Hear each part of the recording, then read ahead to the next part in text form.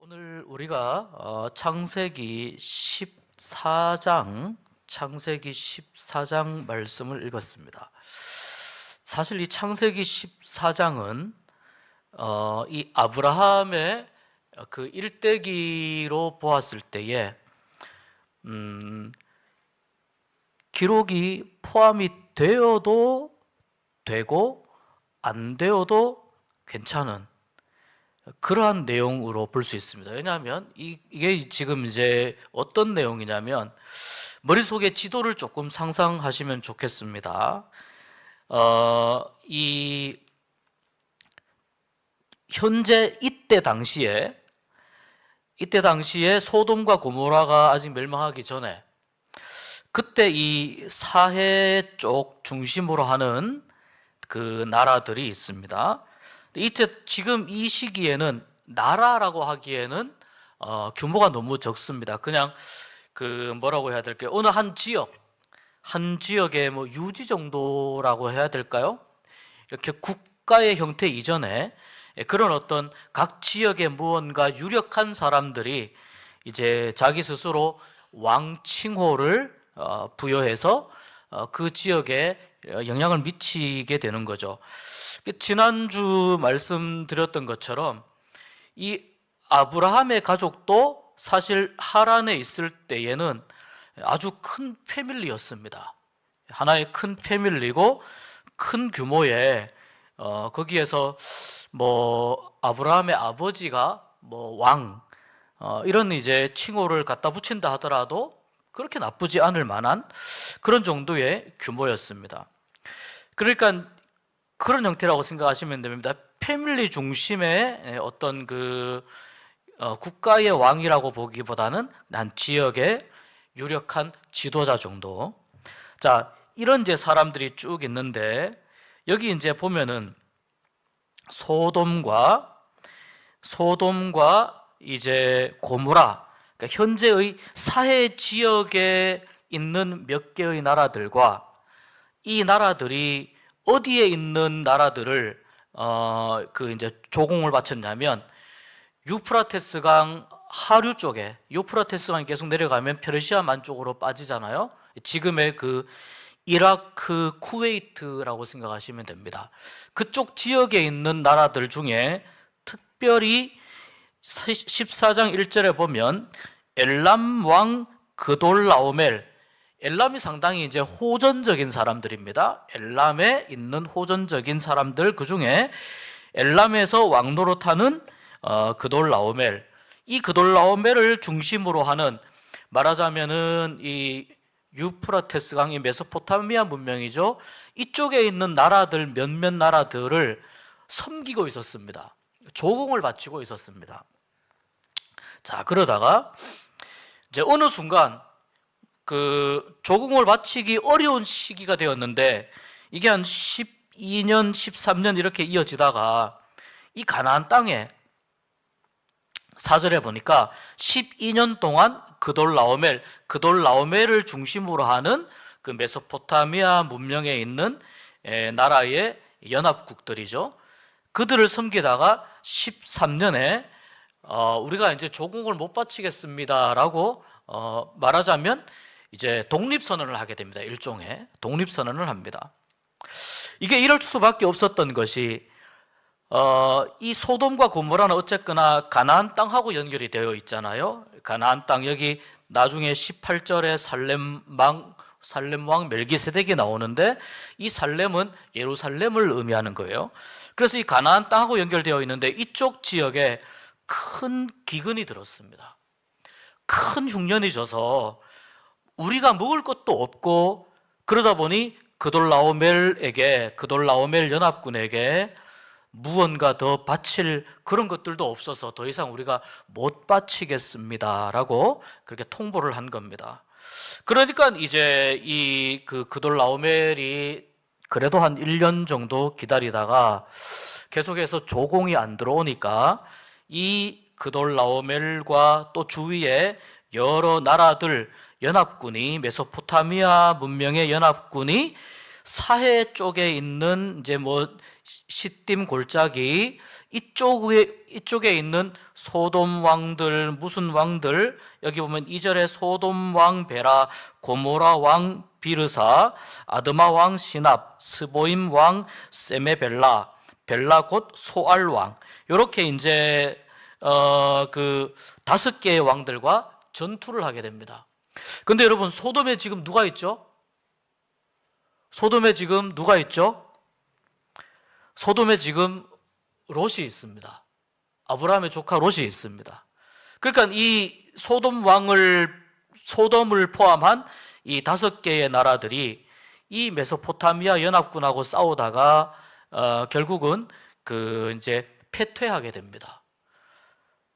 많은 사람들을 여기에서 그 메소포타미아 연합군들이 많은 사람들을 포로로 데리고 가고 많은 재물들을 빼앗아 갑니다. 그 과정 가운데 소돔에 살던 롯도 이쪽으로 빼앗겨가게 되었고 그쪽으로 그 포로로 잡혀가게 되었습니다.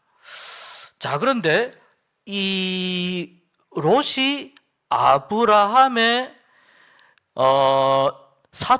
아브라함의 조카라고 하는 것이 이 소돔 사람들이 좀 알고 있었던 것 같습니다.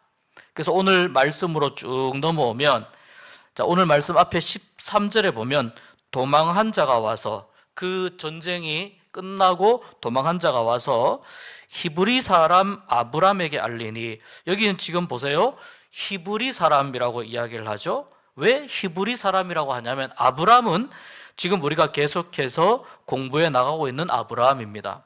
히브리는 뭐냐면은 건너왔다라는 뜻입니다. 건너온 사람들. 그래서 이스라엘 사람들은 자기들 스스로의 정체성을 우리가 히브리인이라고 그렇게 생각했습니다. 그럼 어디서 건너왔느냐? 이쪽 유프라테스 강 메소포타미아 문명에서부터 가나안 땅까지 건너온 사람, 이런 의미로 이 아브라함을 불렀어요. 그래서 아브라함, 히브리 사람, 건너온 사람 아브라함에게 알리는 겁니다. 당신의 조카 롯도 잡혀갔습니다. 우리가 큰 전쟁이 났는데 당신의 조카 롯도 잡혀갔습니다. 아브라함이 이 말을 듣고, 조카가 사로잡혀갔다는 소리를 듣고 아브라함이 급하게 자기 집 안에서 이제 이 전쟁에 나갈 만한, 싸움을 할 만한 젊은 청년들, 그 다음에 청년에서부터 보통 한 5, 60세까지 이렇게 봅니다. 20세에서부터 이 나이대에서 전쟁할 수 있는 사람들을 다 모아보니까 318명 정도가 됩니다. 그러니까 굉장히 큰 규모죠. 318명이면은 한 사람의 개인이 패밀리로서 어떤 이 사람들을 거느리고 있다는 것은 아브라함의 세력이 굉장히 막강했다는 걸 의미합니다. 그 20세에서 한 5, 60세까지의 전쟁에 참여할 수 있는 남자들만 계산해서 318명이었으니 아이들과 그 다음에 또 아녀자들과 또 그 다음 나이 많은 사람들을 계산했을 경우에는 아브라함의 패밀리, 아브라함이 거느리고 있는 이 식솔들이 하인들과 아브라함의 어떤 먼 친척들 이렇게 다 해서 어림잡아 1000명 정도는 되었을 것이다, 이렇게 봅니다. 그러니까 상당히 아브라함이 그 지역에서 정말 큰 부자가 되었고, 이미 벌써 창세기 12장에서 말씀하고 있는 아브라함에게 주시기로 약속한 하나님의 축복이 벌써 이루어지는 것 같습니다. 벌써 이렇게 큰 거부가 되었고 큰 세력을 형성하게 되었으니 정말 아브라함이 하나님이 함께하는 사람인 것처럼 보입니다. 이 318명은 비교적 아브라함과 함께 생활을 했기 때문에 굉장히 아브라함에게 충성하는 사람들이고, 또 서로가 서로의 어떤 생각이나 이런 것들을 잘 이해하고 읽고 있는 사이들입니다. 그러니까 이 사람들이 함께 나가서 물론 이 여러 그돌라오멜, 그 다음 이 다양한 나라들의 연합군보다는 숫자가 훨씬 적지만, 그러나 잘 훈련되어 있는 이들이 가서 아마 게릴라전을 폈을 것으로 생각이 됩니다. 그리고 이 그돌라오멜 이 연합군에게 공격해 가서 그들을 어디까지 가서 그들을 무찔렀냐면 처음에는 단까지 쫓아가서 그 다음에 15절에 보니까 다메섹 왼편 호바까지 갔다라고 기록합니다. 이 호바는 당시 아브라함이 살던 이 지역에서부터 한 280km나 멀리 떨어진 굉장히 먼 거리에 있는 그 지역입니다. 거기까지 이 아브라함의 훈련된 318명의 용사들이 그들을 쳐서 부수고, 그리고 완전히 다시 반격해 들어올 그런 어떤 여지를 남기지 않고 완전히 그냥 여기에서 전쟁을 끝내고 빼앗겼던 재물, 그리고 특별히 자기의 조카 롯, 안전하게 롯과 또 그의 친척과 가족들을 또 빼앗겼던 것들을 다 이제 데리고 그를 가지고 회복해서 지금 다시 고향으로 돌아옵니다.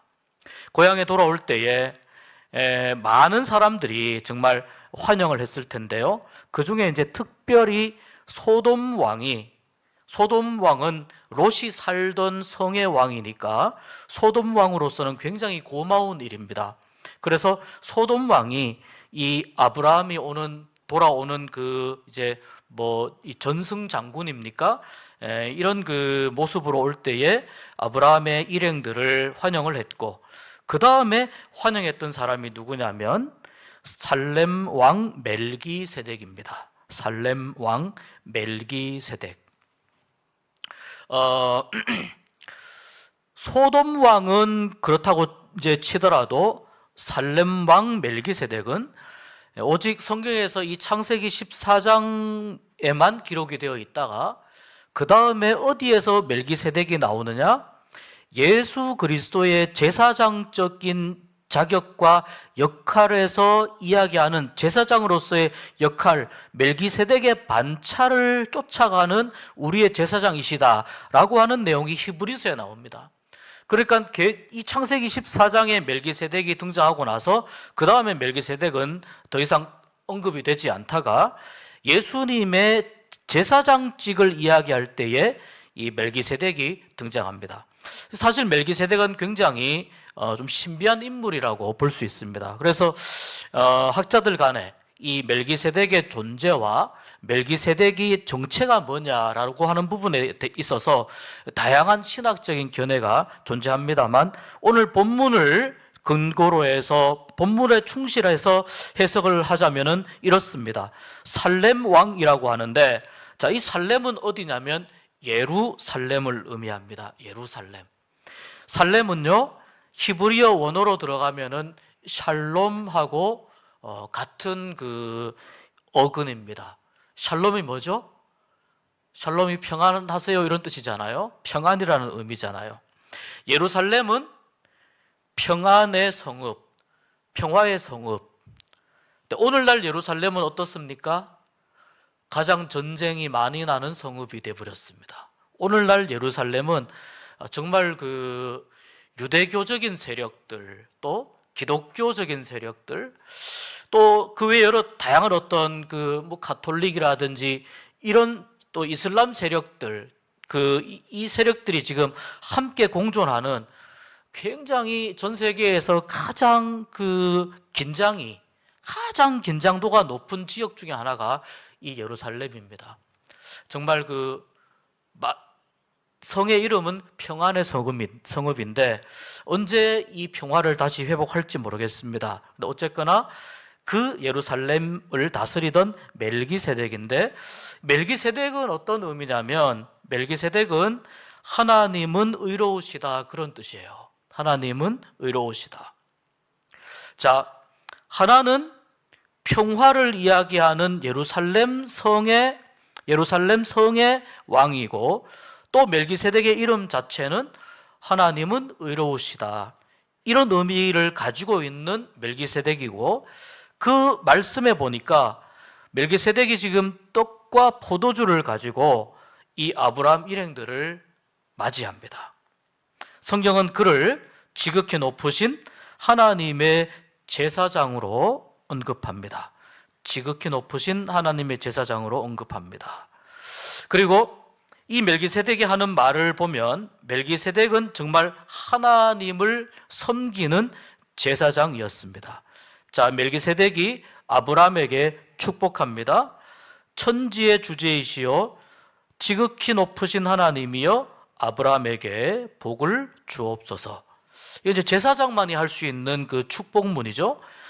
너희 대적을 내 손에 붙이신 지극히 높으신 하나님을 찬송할지로다 하매 아브라함이 그 얻은 것에서 10분의 1을 멜기세덱에게 주었다. 그리고 조금 뒤로 넘어가면 자, 소돔 왕 멜기세덱은 이렇게 돼 있고, 자, 소돔 왕도 아브라함에게 좀 뭐라고 해야 나름 자기가 좀 이렇게 쿨한 척합니다. 이렇게 이야기합니다. 그 붙잡혀왔던 사람들은 나에게 보내고, 내가 뭐 그만 내가 이 그 전리품들 중에 우리 소돔성에서 빼앗아간 전리품들도 좀 있을 텐데 내가 이거는 쿨하게 그냥 아브라함이 목숨 걸고 고생했으니까 이거는 당신이 가지고 가시오. 이렇게 아브라함에게 이야기를 해요. 그러니까 아브라함이 소돔 왕에게 감사합니다 이러고 넙죽 받은 게 아니고 소돔 왕에게 뭐라고 이야기하냐면 제가 하나님을 들어서 맹세하는데 제가 당신에게 속한 것, 내 것 외에 당신에게 속한 것 어느 것 하나도 내가 가지지 않겠습니다. 단지 내가 당신의 것은 그대로 돌려드리겠습니다. 그러나 이제 단지 나와 함께 목숨을 걸고 이 그돌라오멜 연합군과 목숨 걸고 싸워준 우리 식솔들 그리고 우리 젊은 이제 병사들 우리 식구들이 그동안 먹은 것이 있는데 이런 것들과 그 다음에 나를 도와서 함께 했던 아넬, 에스골, 마므레 이들에게는 조금 무언가 할당해서 분깃을 주면 좋겠습니다. 그러나 그들에게는 그렇게 주시되 나는 당신의 것을 가지지 않겠습니다. 소돔 성에 속한 것을 그대로 소돔 왕에게 돌려줍니다. 자, 이 말은 이 당시 소돔 성이 가장 그 중심되는 지역이었고 소돔 성에서 약탈된 물건들이 또는 포로로 잡혀간 사람들이 가장 많았다라는 것을 우리가 이 말씀을 통해서 알 수가 있습니다. 그래서 이제 이 소돔 왕가의 이 내용에 있어서도 아주 깨끗하게 아브라함이 이렇게 정리를 합니다. 아직은 우리가 성경에서 아브라함으로 알고 있습니다만 아직은 아브람입니다. 제가 처음 이 창세기 14장을 말씀드리면서 굳이 이 내용을 기록을 하지 않아도 괜찮은데 왜 이 내용을 기록했을까? 그런 이제 질문을 좀 많이 해보았습니다. 왜 이 내용을 기록했을까? 몇 가지 중요한 좀 영적인 그 교훈이 있는데요. 첫 번째는 하나님께서는 롯을 많이 사랑하셔서 이미 우리가 지난주에 롯이 소돔성으로 갈 때 그때 이미 소돔성이 어떤 성이었는지에 대해서 우리가 이미 알고 있습니다. 이미 롯이 소돔성으로 이주해 갈 그때에 성경은 이렇게 이야기합니다. 소돔 사람은 여호와 앞에 악하여 큰 죄인이었더라. 이렇게 이야기합니다. 이미 롯이 아브라함을 떠나서 소돔으로 이주해 갈 때 소돔은 하나님 앞에 정말 이 물러설 수 없는 또는 돌이킬 수 없는 그런 죄를 짓고 있는 성이었습니다.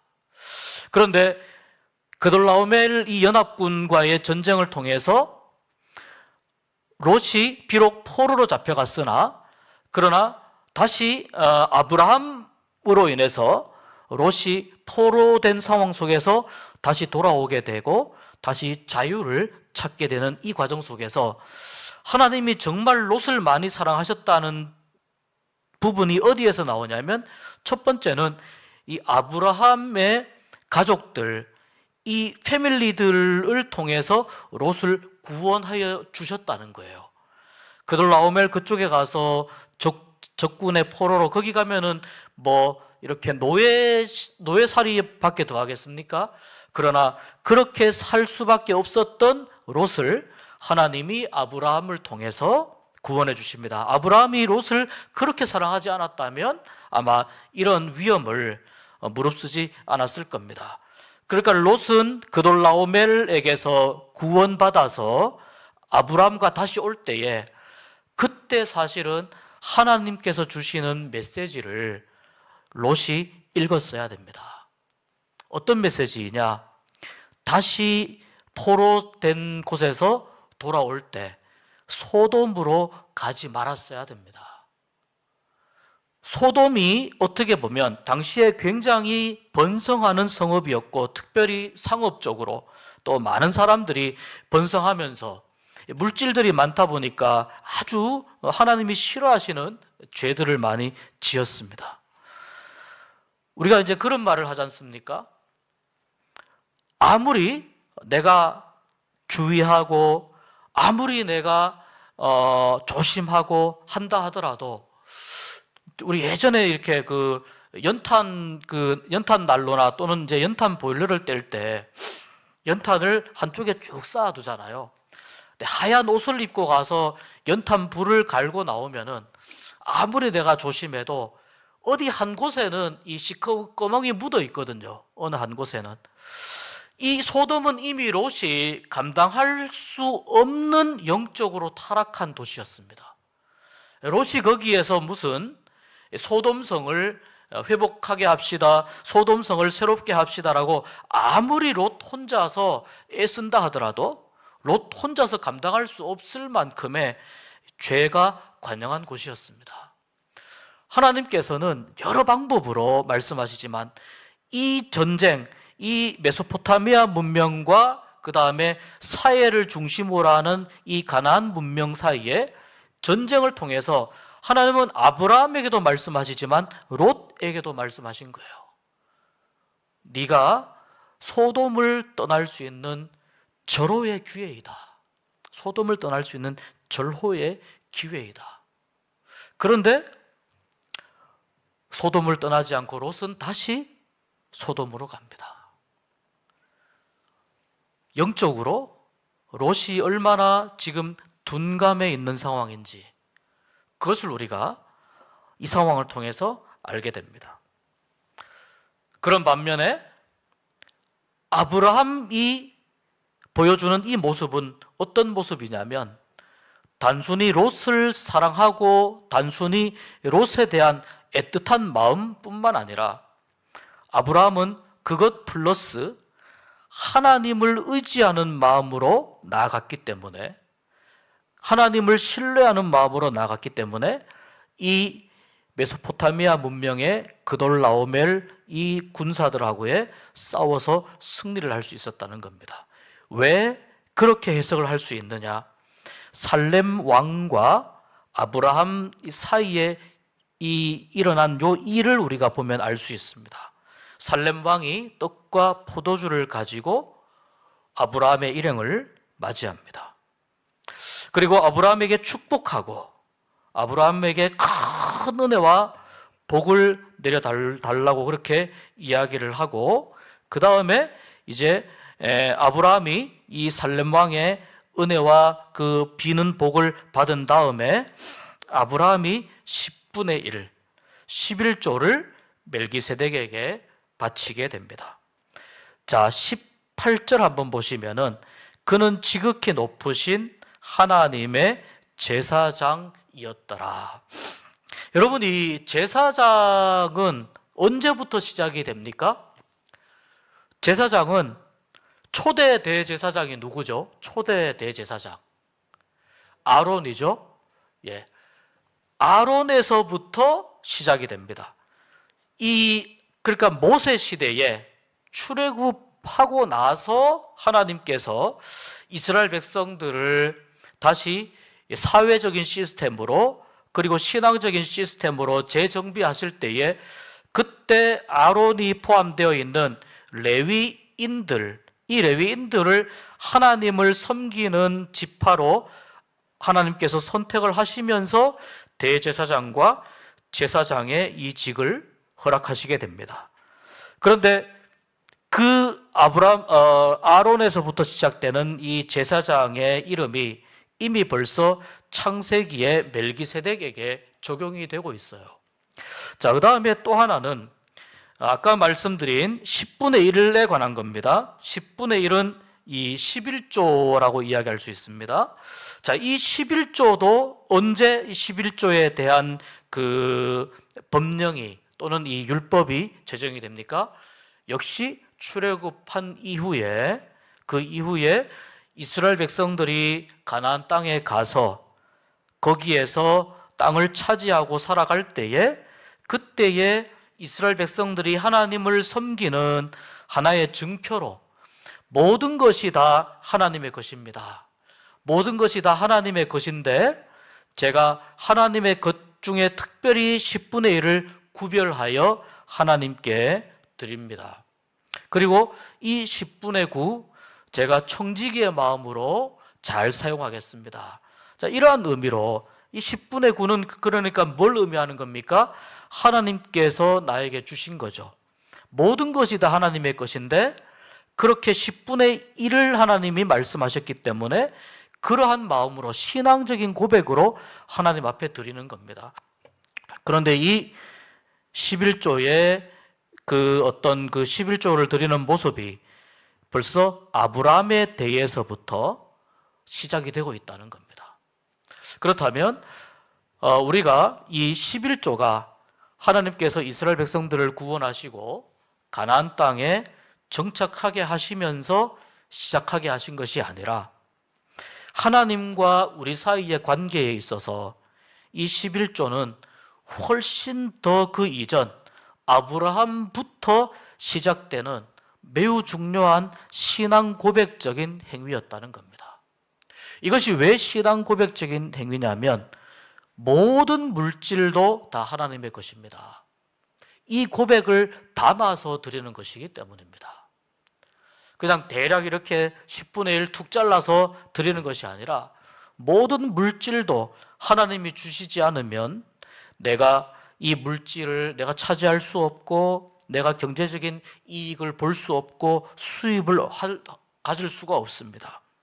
하나님이 이렇게 나에게 살아갈 수 있는 그러한 기업들과 또 그 가운데에서 많은 물질을 주셨는데 하나님 이 주신 것 감사합니다. 그러면서 10분의 1을 드리는 거예요. 이 신앙 고백적인 모습이 어디에서부터 시작이 되느냐? 아브라함에서부터 시작이 된다는 거예요. 여러분, 우리가 이스라엘 백성들이 성경에 보면은 그 하나님에 대해서 언급할 때 이렇게 많이 언급합니다. 아브라함의 하나님, 이삭의 하나님, 야곱의 하나님, 이렇게 많이 언급합니다. 이 유대인들뿐만 아니라 심지어는 그 이제 이슬람교를 믿는 우리 무슬림들도 아브라함이 자신들의 조상이라고 이야기를 합니다. 그 뿌리를 추적해서 올라가면 맞는 말입니다. 사실은 무슬림과 이 유대인들 사이에 벌어지는 그 싸움은 사실은 집안 싸움이라고 볼 수 있습니다. 틀린 말은 아닙니다. 그런데 모두가 다 아브라함이 우리의 조상이다라고 이야기를 합니다. 하나님께서 아브라함을 직접 부르셨고, 그리고 아브라함은 하나님의 부르심에 오직 무엇 하나 가지고 응답하였습니까? 믿음 하나 가지고 응답한 것입니다. 그래서 제가 말씀드리듯이 그 믿음은 무엇이냐면 불확실성 속으로 나를 던지는 일이다 라는 겁니다. 많은 불확실성, 미래에 대한 불확실성, 현재에 대한 불확실성, 또 내가 앞으로 어떻게 될지 모르고 하나님이 나를 어떻게 인도할지 모르지만 하나님이 나를 선하게 인도해 주실 거야. 아무리 그렇다 하더라도 하나님께서 내가 하나님을 의지하고 신뢰하면 하나님이 나를 선하게 인도해 주실 거야. 이 믿음의 고백을 전제하고 그 불확실성 속으로 나의 삶과 나의 시간과 나의 미래와 나의 존재 모두를 던지는 것입니다. 이 모든 믿음의 행위를 이렇게 했던 사람이 바로 아브라함이죠. 그래서 유대인들은 자신들의 믿음의 조상을, 예를 들어서 노아의 하나님 또는 무두셀라의 하나님, 창세기 11장 이전에 나오는 이들의 이름, 예를 들어서 또 누가 있습니까? 이렇게 다양한 사람들의 이름이 있죠. 근데 이들의 이름을 부르지 않고, 무두셀라라든지 라멕이라든지 이들의 이름을 부르지 않고 이들이 아브라함의 하나님이라고 부르는 이유는 아브라함에게서부터 우리가 시작이 되었고, 우리가 그 믿음을 아브라함에게서부터 이어받았다라는 의미가 있습니다. 그렇다면 오늘 이 창세기 14장에서 이야기하는 첫 번째 이 멜기세덱에 관한 부분, 그 다음에 멜기세덱이 아브라함에게 복을 주시고 또한 아브라함이 그 복을 받고 또 이 전투에서 승리하게 하신 것에 대한 감사로 10분의 1을 멜기세덱에게 드렸던 이 신앙 고백적인 이 11조에 관한 부분들도 유대인들이, 오늘날 믿음의 후손들이 그대로 이어받는 것이, 이것이 올바른 믿음의 모습이라고 볼 수 있습니다. 멜기세덱은 아까 히브리서에 다시 언급된다고 말씀드렸지만 하나는 평강의 왕입니다. 샬렘 왕이니까 평강의 왕입니다. 또 하나는 멜기세덱 자체가 하나님이 의로우시다라고 하기 때문에 의로운 왕입니다. 평강의 왕과 의로운 왕은, 평강의 왕과 의로운 왕으로 이야기할 수 있는 분은 오직 예수 그리스도밖에 없습니다. 그래서 이 멜기세덱은 후대에 우리가 예수님을 생각할 때에 그 예수님의 하나의 모형을 보여주는 그러한 그 모델이다라고 볼 수 있습니다. 예를 들어서 교회에 대한 모델을 우리가 생각할 때 노아의 방주의 모델, 또 무슨 또 아둘람 굴 모델, 여러 가지 다양한 모델들을 이야기하는데, 노아의 방주 모델을 교회의 모델로 이야기한다면 이런 거예요. 그 안에 모든 동물들이, 서로 천적 관계에 있는 동물들도 그렇고 모든 동물들이 다 홍수가 날 때에 사람들을 포함해서 전부 다 방주 안에 있었잖아요. 그런데 이 방주 안에서 생활하기가, 여러분 이게 방주 안에 그냥 이 동물들이 먹고 배설하는 일들을 매일마다 반복하잖아요. 그러니까 이 방주 안에 우리가 생각하는 어떤 그 아름다운 꽃향기가 났겠습니까? 방주 안에 아주 이게 냄새도 아주 막 지저분하고, 이쪽에 가면은 이쪽에서 돼지가 막 우러제끼고, 저쪽에 가면 또 저쪽에서 하마가 난리치고 막 이러지 않았겠습니까? 우리가 일반적으로 생각하는. 그러니까 이 방주 안에 있다는 것 자체가 그렇게 낭만적인 일만은 아니라는 겁니다. 그런데 자, 방주 안에서의 삶이 무슨 크루즈선 타고 다니면서 아주 편안한 그런 어떤 낭만 여행 같은 그런 개념이 아니라, 사람이든 짐승이든 동물이든 그 방주 안에서의 시간이 상당히 힘들었을 겁니다. 나한테 맞지도 않고 많이 고달팠을 거예요. 그럼 내가 맞기 싫어하는 스컹크가 한번 가스를 분출했다고 생각해 보십시오. 그러니까 이런 방주 안에서의 삶이 힘들다 하더라도, 그렇다 하더라도 방주 안에 있어야 되는 거예요. 왜 그러냐면 방주 밖을 나가면 살 수 없기 때문이에요. 이게 교회에 대한 다양한 모델들 중에서 특별히 방주 모델이 이야기해주는 중요한 교훈이에요. 방주 안이 마음에 들지도 않고 불편하고 힘들고, 밥 먹다가도 무슨 일 생기면 가서 또 어떤 짐승 돌봐줘야 되고 먹이도 주고 이래야 됨에도 불구하고, 불편함에도 불구하고, 그리고 매우 힘겹고 또 때로는 짜증이 나고 매우 어려움에도 불구하고 방주 안에 구원이 있기 때문에 방주 안에 있어야 된다는 겁니다. 그래서 여러분, 이 방주 모델을 오늘날 교회로 그대로 옮겨오면, 교회 안에서 우리가 살아갈 때에 항상 우리가 교회 안에서 이렇게 막 낭만적이고 행복하고 거룩한 그러한 신앙의 교제만 있습니까? 안 그렇잖아요. 같이 사역을 하다가도 사역하는 팀 안에서도 갈등도 생기게 되고 짜증도 나게 되고 또 뜻이 안 맞아서 때로는 심하게 싸우기도 하고, 네, 그럼에도 불구하고 하나님은 교회 안에 있어야 한다고 말씀하시는 게 하나님이 원하시는 거예요. 왜 그럴까요? 교회 안에 있어야 우리의 신앙이 보호받기 때문입니다. 비록 내가 어떤 부분에 있어서는 또 뭐 누구와 뜻도 맞지 않고 이런 여러 가지 부분들이 있다 하더라도 교회 안에 있어야 신앙이 보호받기 때문이고, 교회 안에 있어야 우리의 신앙이 성장하고 성숙할 수 있기 때문입니다. 교회 밖에 나가서 나 혼자 하나님 잘 믿어보겠다고 그렇게 이야기한 분들 중에 전 세계적으로 그런 사람 중에 한 명도 잘 되는 거 못 봤습니다. 그만큼 교회 안과 교회 밖이 다르다는 겁니다.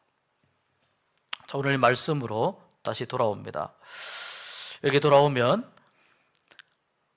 이스라엘 백성들은 자신들의 하나님을 부를 때 아브라함의 하나님, 이삭의 하나님, 야곱의 하나님, 노아가 아무리 선한 사람이었어도 노아의 하나님 그렇게 말씀하는 거 제가 못 읽어본 것 같아요. 계속해서 우리의 하나님을 강조할 때에는 아브라함의 하나님, 이삭의 하나님, 야곱의 하나님입니다. 그 자손들, 그 믿음의 자손들이라는 겁니다. 그러니까 아브라함의 하나님이라고 고백하는 이들은 똑같이 아브라함의 신앙 고백을 따라서 살기 원하는 사람들이 되는 겁니다. 아브라함의 신앙 고백을 나의 신앙 고백으로 믿으면서 여기면서 살아가는 그러한 사람들이 아브라함의 하나님, 이삭의 하나님, 야곱의 하나님, 이 하나님을 언급할 수가 있습니다. 멜기세덱 제가 방금 말씀드린 대로 예수 그리스도의 그 모습을 예표하는 하나의 모델이다라고 말씀드렸습니다. 그리고 멜기세덱은 사실 창세기에서 지금 등장하기 때문에 우리가 일반적으로 제사장의 계보를 쭉 따라가면 아론에서 끝나기 때문에 이 멜기세덱은 계보를 우리가 살필 수가 없는 아주 특이한 인물입니다. 그러나 그럼에도 불구하고 그가 어디에 있었느냐? 샬렘을 다스리는 왕이었다는 겁니다. 예루살렘을 다스리는 왕이었다. 그래서 예루살렘을 다스리는 멜기세덱, 그리고 하나님을 섬기는 이 제사장, 이 멜기세덱에게 고백했던 이 아브라함의 믿음의 고백, 이 신앙 고백, 이 부분이 앞으로 이스라엘 백성들에게 또 앞으로 아브라함의 신앙을 다시 한번 고민하고 아브라함의 신앙을 공부하려고 하는 많은 믿음의 후손들에게 매우 중요한 신앙적인 통찰을 주고 있습니다. 그래서 멜기세덱, 이 창세기 14장의 이 말씀이 우리에게 주는 영적인 교훈이 굉장히 큰 것입니다. 오늘 말씀을 좀 정리해 보겠습니다. 하나님께서 이 창세기 14장을 보면은 여러 다양한 그 왕들의 싸움이 나오지만 그 다양한 왕들의 싸움 가운데에서도 결국 마지막 주목받는 사람은 누구냐? 하나님을 신뢰하면서 싸움터에 나갔던 아브라함이라는 거예요. 그리고 그 아브라함의 승리는 곧 하나님께 영광을 돌려드리는 승리가 되었고, 이 아브라함의 승리는 이 사회 주변에 있는 이 다양한 그 사람들에게 매우 큰 신앙적인 하나의 지침이 되었을 겁니다.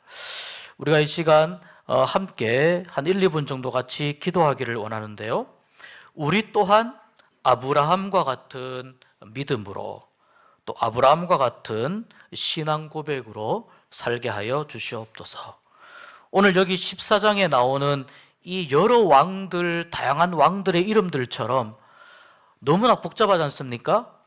오늘날 우리가 살고 있는 지금 이 세상도, 뭐 당장 우리나라를 보아도 지금 매우 불안정하고 마음이 힘들고 어려운 그러한 상황들을 우리가 지금 보내고 있는데, 하나님 이 나라와 이 민족을 불쌍히 여기시고 긍휼히 여기셔서 우리 나라의 우리 민족 가운데 참된 평화 샬롬을 허락하여 주시고 또 우리 교회 가운데도 샬롬을 허락하여 주시고 우리가 이 아브라함의 용기 있는 믿음과 전적으로 하나님을 신뢰하는 믿음을 본받는 우리 모두가 되게 하여 주시고 또한 우리 교회도 그러한 믿음의 고백으로 우리 이 지역에서 많은 사람들에게 칭찬받는 믿음의 공동체가 되게 하여 주시옵소서. 이렇게 기도하면서 오늘 수요신화 아카데미 마치도록 하겠습니다.